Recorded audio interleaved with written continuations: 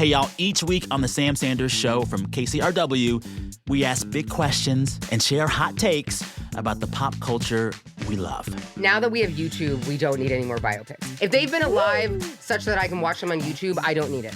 I don't think that music is getting worse. I think y'all just don't listen to artists who aren't in the mainstream. Taylor Swift, retire. It's time to retire. The Sam Sanders Show from KCRW, wherever you get your podcast, and on YouTube.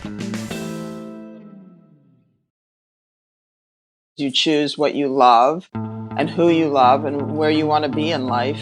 I didn't wait for something to happen to me. I did something to life that made sense for where I wanted to be and continue to do that.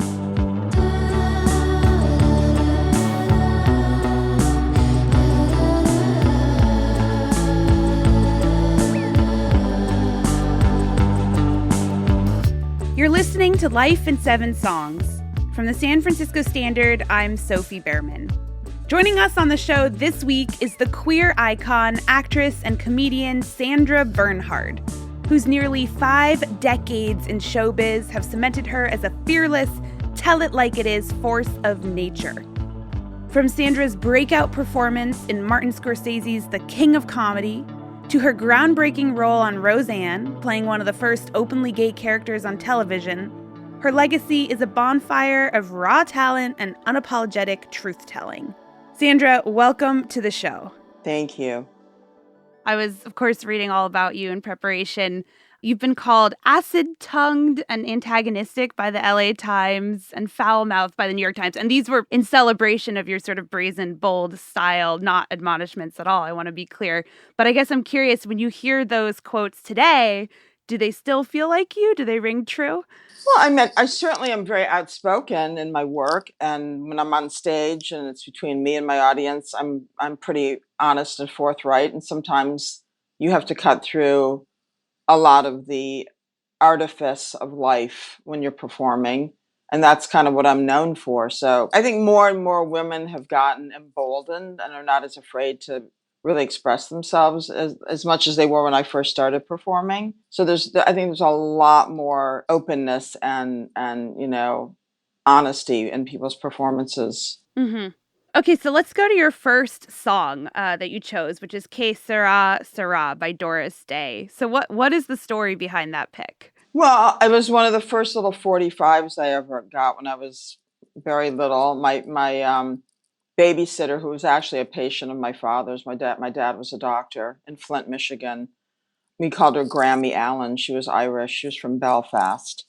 And she gave me this 45, and it was sort of reflective of the times we were growing up in, where women, kind of followed certain rules, and their life was going to unfold through like meeting a man and getting married and having children and playing out, the heteronormative world that we lived in the 50s and 60s and 70s. But at the same time, I love the innocence of the song. I love the emotion of it and the simplicity of it. And Doris Day, I think in her own way, was a very complicated person because she was a really good actress. She was a great comedic actress and also an excellent singer. So this song was a big hit for her, and I have a lot of emotional attachment to this song. When I was just a little girl, I asked my mother, what will I be? Will I be pretty? Will I be rich? Here's what she said to me. Que sera, sera, whatever will be, will be. You mentioned when you emailed that the lyrics never quite spoke to you lyrically. And I was really curious about that because they're really kind of like, what will be, will be. It kind of speaks to this idea that like fate takes its course rather than like, grabbing the bull by its horns, which feels like you really did the latter. Like you took life and went for it. When I was little, you were swept along the current as opposed to swimming against it. And therefore, you ended up probably in situations you didn't really want to be in because you were like, oh, so you throw your hands up, que sera, sera, what will be, will be. And it's like, I don't have that theory. I mean, I believe you can control your fate. to a large extent, because you choose what you love and who you love and where you want to be in life, and you make it happen. And that's what I did with my career and my life. And I didn't wait for something to happen to me. I did something to life that made sense for where I wanted to be, and continue to do that.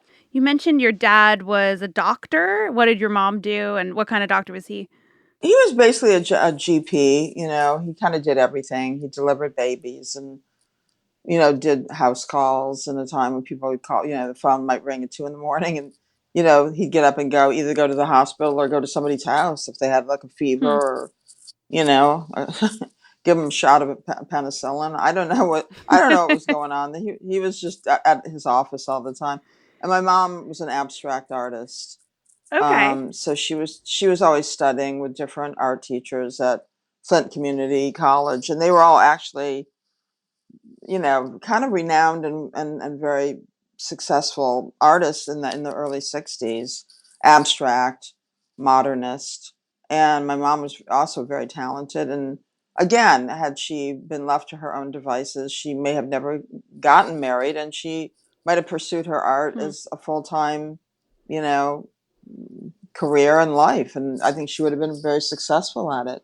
Was she satisfied with her level of just, making art at home and on the side? I think she was. I don't think my mom didn't have a burning desire for fame or that kind of success. And nobody was pushing her, so she just did her own thing. I think you said burning desire for fame, and I read somewhere that at a pretty young age you kind of knew you wanted to be an entertainer. Is that true?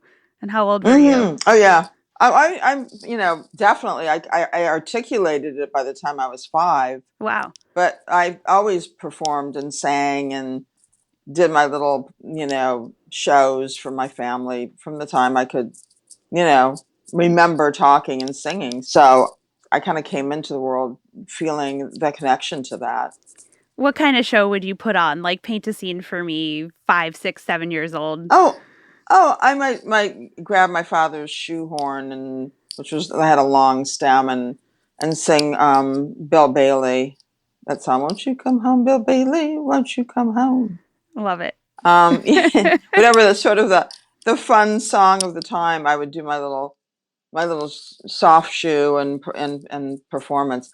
I guess now I'd put it on TikTok, but back then I would just do it for my family, which I think ultimately is much healthier and much more, of a creative sort of evolution. You have a memory of being with your brother and hearing a song come up on the radio. What was that? I believe it was "Stop in the Name of Love." It was one of the Supremes' first song. And that's when they were called the Supremes, not Diana Ross and the Supremes. And Motown was, really sort of setting the pace for R&B and music in general.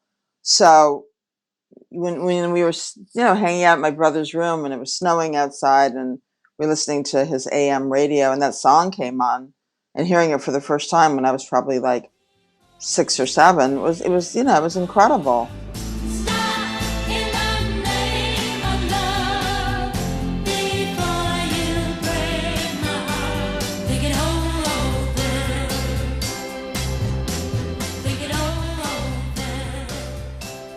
That music has such resonance and longevity, and Diana Ross's voice and the blending and the harmonies of the other women was so distinct and beautiful and light and bouncy and optimistic, and also just like to sort of be let in on the Black experience. And it was all happening in Detroit, just 50 miles away from where we were, and that was an incredible experience, and those memories and just the whole deep respect for Black entertainment and music and culture has played a huge influence on my work over the years. So yeah, you grew up in Flint, Michigan.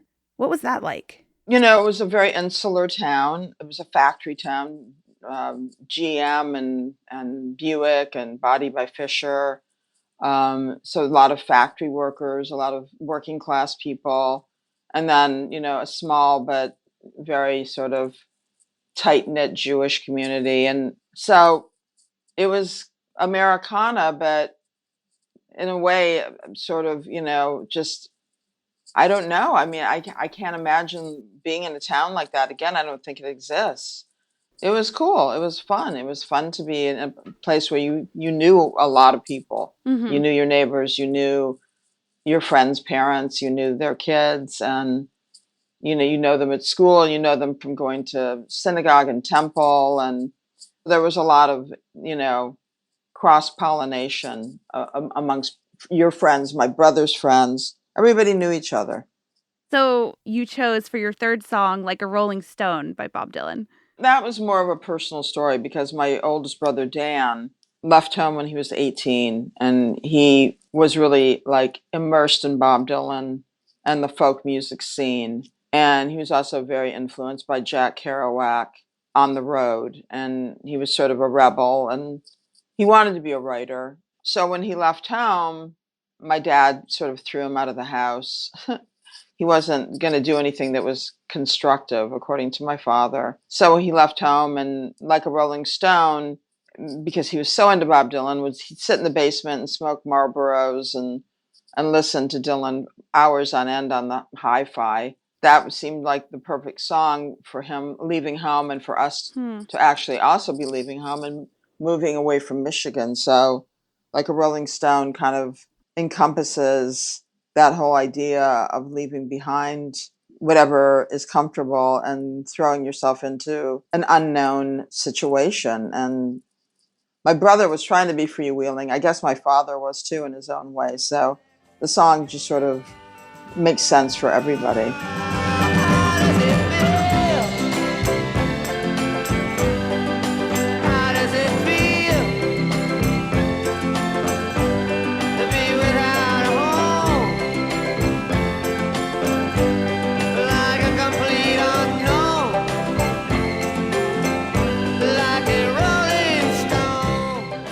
We suddenly moved from Michigan to Arizona when I was 10 years old. I mean, that wasn't my choice, but once we got to Arizona, I kind of loved it. And it was a great sort of unfolding of new experiences that I never would have had staying in Michigan my whole life. So in that way, even though I would have said, if it had been up to me, I want to stay in Michigan, I was excited to, drive across the country and see the country in a way that probably not that many kids got to in the mid 60s, and then end up in the desert. It was kind of fun and whimsical, and I learned a lot from being out there. Why did your dad decide it was time to move there? Was it a job or? I can't tell you exactly what happened. I don't know if anybody can, but he decided he wanted to leave Michigan. So it might have been something personal that was kept hidden from the kids. Who knows? It was just so of the time, like, oh, we're just going to move. And we're like, okay, let's go. So we just all packed up and left. We weren't going to stay in Michigan by ourselves. Yeah. We got in the Pontiac station wagon and off we went. And our furniture came a little bit later. Right. That's a long drive. Did you entertain your family in that car drive? Do you remember any of it, or is it just a blur? I remember driving through New Mexico, which was so beautiful. And there were so many like red rocks and just these incredible mountains. And my mom was like just gobsmacked by it. And she said, she had her Midwestern accent. And she said, oh my God, look at all these shapes and forms. And that also became the name of her art studio in Arizona, Shapes and Forms. That's beautiful. Yeah. I like that. I do too. So you're kind of like in your preteens now growing up there. So what was that like? Yeah, at first I went horseback riding. I learned how to ride Western saddle. Went to school, made some new friends.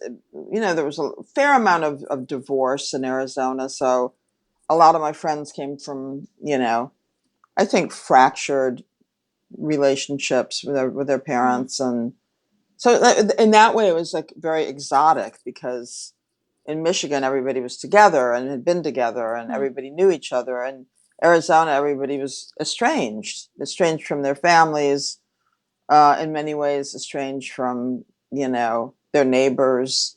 So I made some good friends there, but it was always a little something mysterious was always kind of behind the scenes in Arizona. So then what were you like daydreaming of in high school in Arizona if you were kind of feeling a sense that like it wasn't quite your place? What were you thinking about? Oh, I was planning my escape, for sure. I was like definitely going to go and pursue my career. I didn't have any idea how I was going to do it, but I knew I would do it. It's time for a quick break. When we come back, Sandra sets her sights on Hollywood. Stay with us.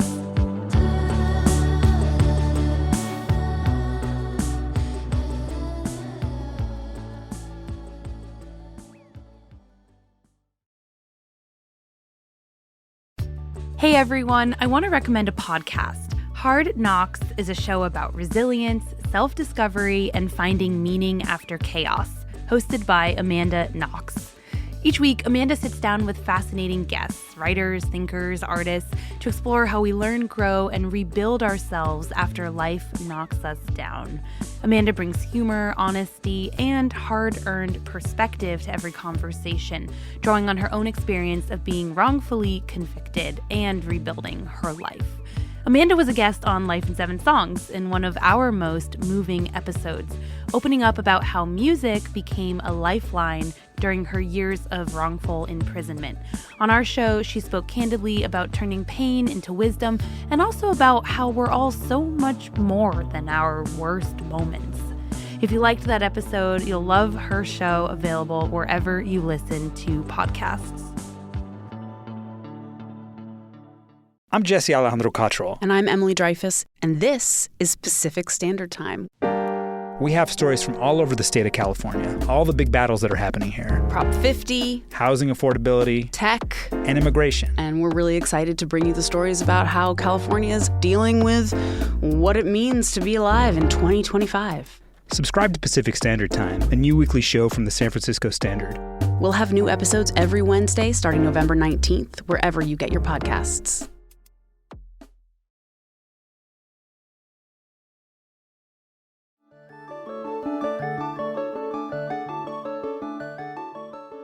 So, Sandra, you're a teenager in Arizona with dreams of heading elsewhere, and you start to really hone your musical creative self. How are you doing that?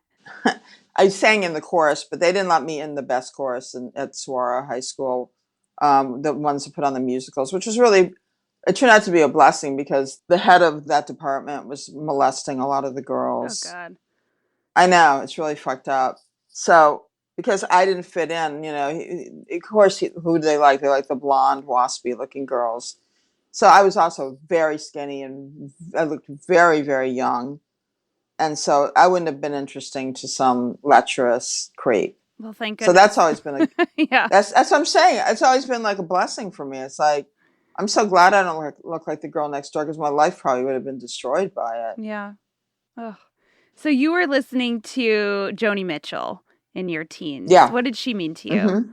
Well, Joni was just like enigmatic and beautiful and so creative, and again in control of her narrative as a songwriter, as a woman who kind of went in and out of relationships, a lot of them, most that didn't last, and can manage to like weave the aftermath and the potential heartbreak of those situations into these incredible songs. I mean, she's up there with like, for sure, the top 10 songwriters of all time. And you chose a song, People's Parties, which I love that song. It's like a spoken poem as well. Yes. Why'd you choose it? It was aspirational. You knew it was about Hollywood. You knew it was about famous people that she had encountered. And it was just like visceral and amazing, All the people at this party, they've got a lot of style. They've got stamps of many countries. They've got passport smiles. Some are friendly, some are cutting. Some are watching it from the wings. Some are standing in the center, giving to get something. It was like where I was heading, When I listened to Joni Mitchell, it was like I knew what was waiting on the other, end of the journey to finish high school and collect my thoughts and my life, and as it turned out, moved to LA. So that move to LA, you know, a lot of people say like, I packed up my bags and moved, but I'm really curious, like, what did that look like? What did you say to your parents? Like, what'd you pack? How'd you get there? My dad took me over. I decided I was going to become a manicurist in Beverly Hills because my cousins were doing that. So I knew that I was going to arrive in LA and immediately go to beauty school, Charles Ross School of Beauty, and take the 3-month manicuring course. And I was living with my aunt and uncle in Westwood. My uncle was a professor of music at UCLA. And so I spent the summer, learning how to give manicures and pedicures. By the end of the summer, I had my own apartment in West Hollywood. And, most of my friends were hairdressers and people in that world. And also, like, I really became enmeshed in the whole gay scene, the gay men going out to Studio One, which was the big club there, and dancing and entertaining. And you're listening to Sylvester's You Make Me Feel Mighty Real at Studio One. Paint the scene there. The scene there was like mainly just like a lot of leather daddies, a lot of like super butch gay men, and maybe me and a couple other women. I mean, there were hardly any women at that time in these gay clubs. And Sylvester, who also was a huge influence on me during that time in terms of like really expressing total freedom and total audacity and really driving the disco beat in a way that nobody else ever did. I mean, he really he was just like totally like open and loving and groovy and just like like an angel. Like he just like was happy with his life, happy in his being, and the music just reflected that.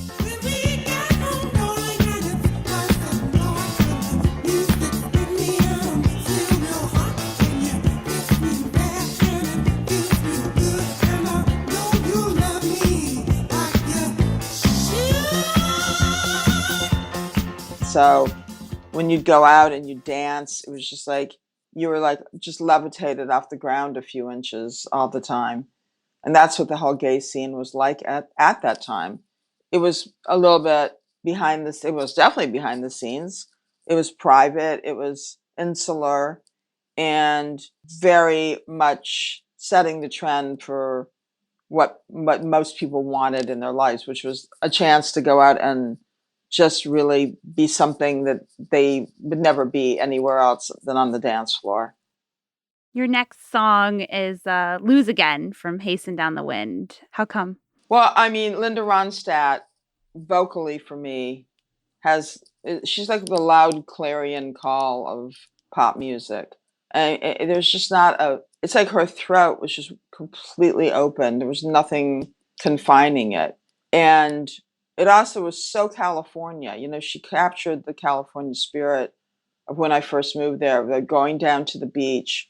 That was like the dream, to like drive down Santa Monica Boulevard and all the way to the beach and just park at the beach and just get out and like throw your towel down and splash around in the water, talk to people on blankets next to you, and then meet up with your friends at the end of the day at, like Lucy's El Adobe for delicious Mexican food and have a margarita and then go back to your apartment and play Linda Ronstadt. I mean, you might even see Linda Ronstadt at Lucy's El Adobe because that's where she went. And she was so beautiful and so like just natural, there was nothing contrived about her. And her voice, like I said, just looks like, you could feel it like sinking into your soul. And I don't think there's any voice better than hers.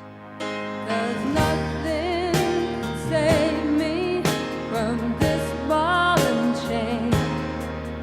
I've made up my mind I would leave today, but you're keeping me going. And now it's just so tragic because she can't sing anymore, and it's just like, I don't know. It's like it's haunting, but when I just want to like really go to that place of emotion, I'll put on those early albums of Linda Ronstadt.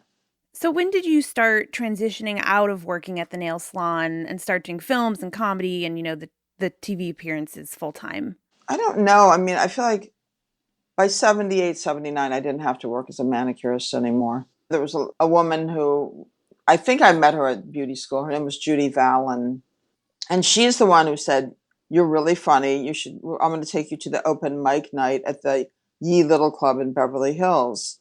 So it was less than a year later after I'd gotten to LA, I'd say early spring 1975. And I went and put together my 5 minutes of material and got up at open mic night. And that was the night that I met Paul Mooney and Lotus Weinstock. Incredible. And that was my jumping off place to start performing and doing small parts in films and doing the Richard Pryor TV show, which was so ahead of its time and short-lived because Richard Pryor couldn't handle the networks and dealing with all the constraints that they try to put on him. So and from that point on, I always made a living as a performer, actress, writer, entertainer, and it's a big deal. Like to not have formal training as an actor, or I don't know. It's just like I went with my dreams. I went with my, instinctive inner voice, and jumped in and just did what I did naturally, and it caught on. Yeah. You land this amazing role in Martin Scorsese's film, The King of Comedy, which is a satirical Black comedy about an unhinged superfan, which is your character, who's obsessed with a famous comedian played by Jerry Lewis. And it's a really incredible performance from you. That must have been a big break for you, right? I mean, that was kind of your first big film, your first film? Yeah, oh, for sure. Well, it wasn't my first film, but it was the first film anybody would have seen.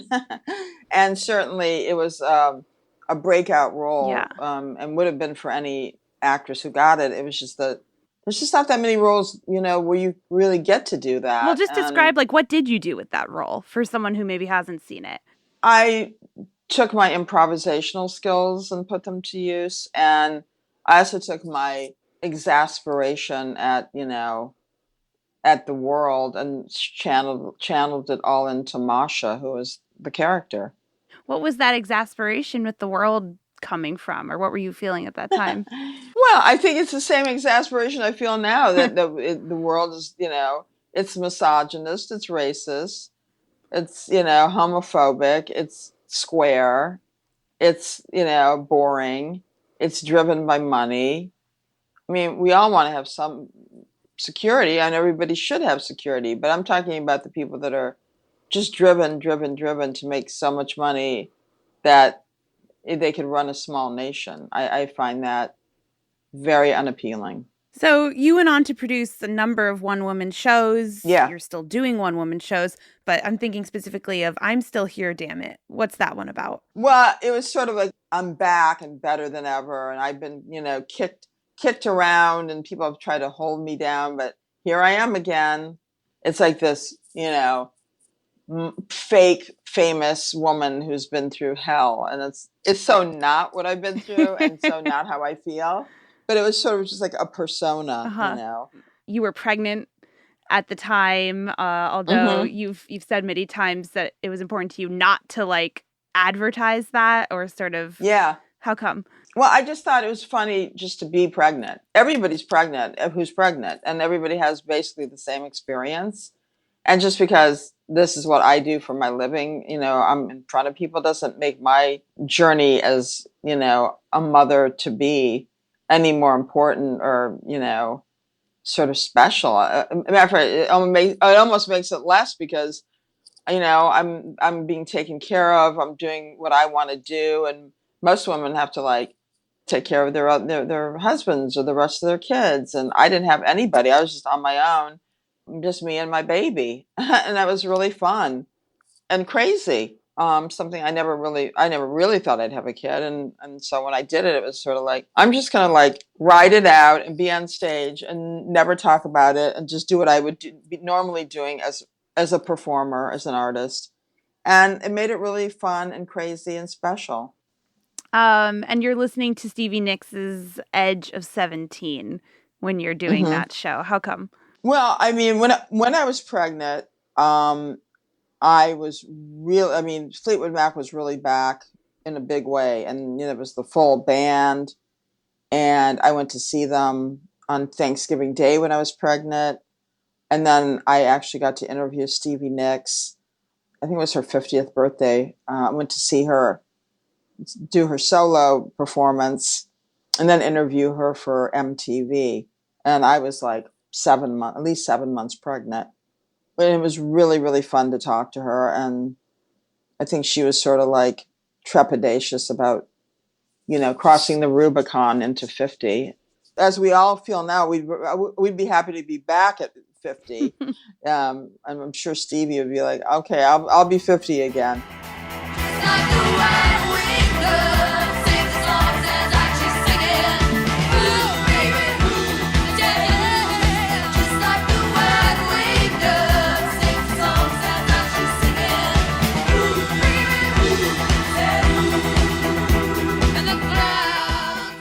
Every night before I'd leave to go do my show, I'm Still Here, Damn It, I would play Fleetwood Mac's live album and just get in the headspace. It was sort of informing everything that I wanted to be and do at that time. The freedom and the kind of Americana of rock and roll and the interplay between all the musicians and the affairs and the heartbreak and the drugs. It'll never be that again. It'll never ever be that again. It seems like you want your legacy and all these 7 songs to speak to people who don't care as much about what people say about them and just do them, are who they are and live their life to the fullest. Yeah, absolutely. Yeah.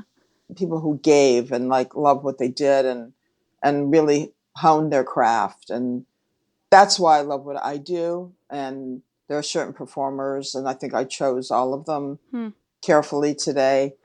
People who really not only were just instinctively good at singing and writing, but also allowed themselves to fully be and immerse themselves in life in a way that was risky and beautiful and at times heartbreaking. And do you feel like you're still doing that today? Oh, for sure. Paul Mooney, my mentor, always said, you have to shed your skin. You have to peel away a layer like you're an onion. And no matter how long and how often I perform, there's always moments where I go, wow, I've never gotten to that place before. That's a gift. And that's something that has great meaning, not only to me, but to the audience. And you can be unabashed about that. And it's not egotistical. It's just somebody's willingness to fully embrace who they are along each measured mile of their life. Sandra, thanks so much for being on the show. I really appreciate it. Thank you.